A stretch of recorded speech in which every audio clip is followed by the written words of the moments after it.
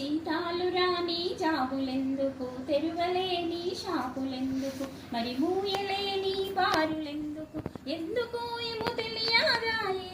నెలలు నెలలు గడిచేపాయే, ఫంక్షన్స్ లేని నగలు ఎందుకు, కిట్టీలు లేని చీరలెందుకు, షాపింగ్ లేని పైసలెందుకు, ఎక్కలేని కారులెందుకు, ఇక తిరగలేని రోడ్డులెందుకు.